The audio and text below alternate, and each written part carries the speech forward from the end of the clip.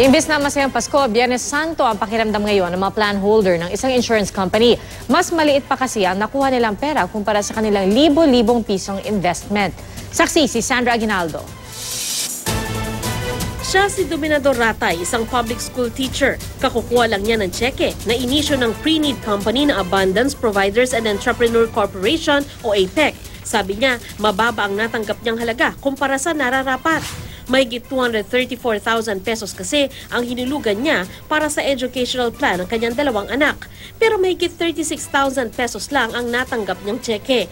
Ang masaklap, ito na ang huling tsekeng matatanggap ni Ratay sa APEC. Pinaghirapan namin yun ng 5 taon eh. Hindi kami kumakain para lang makahulog, di ba? Teacher kami, public school teacher kami. Talagang inihahabol lang namin yung hulog. Instead na ma-enroll namin sa magandang eskwelahan, kasi nga may inaasahan kami.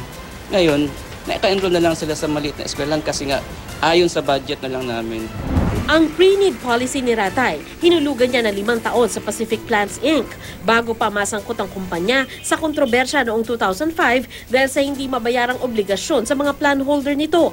Ang Pacific Plans binili ng APEC. Ayon sa ilang plan holder, akala nila ayos na lahat hanggang makatanggap sila ng sulat sa APEC na magpapamahagi na ng tseke.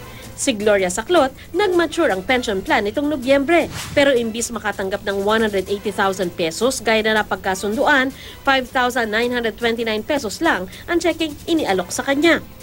7 plans pa naman ang tapos na niyang hulugan.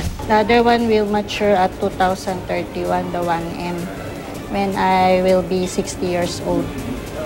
So for retirement talaga. They will give me only 3,000. Pinuntahan namin ang opisinang ito na namamahagi ng tseke sa mga plan holder at nalamang ang Court-Appointed Rehabilitation Receiver o CAR ang nangangasiwa nito.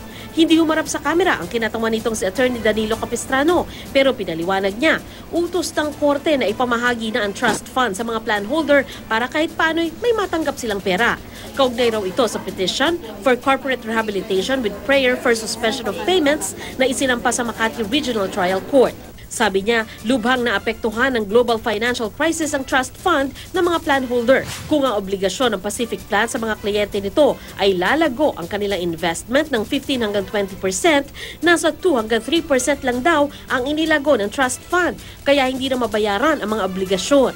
Nasa 25 hanggang 35,000 plan holders ang apektado sa iba't ibang bahagi ng bansa. May basbas ng korte ang mamamahagi ng trust fund sa mga plan holders ng APEC at Pacific Plans. Pero ang tanong na ilan sa kanila, ganun na lang ba yun?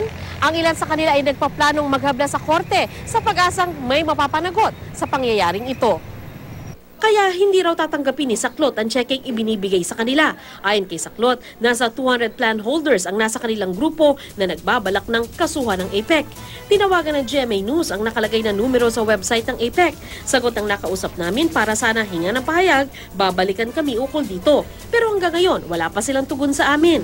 Pinuntahan din namin ang kanilang opisina sa Makati, pero sabi ng isang staff, kay Attorney Capistrano na lamang makipag-usap. Sandra Aguinaldo ang inyong saksi.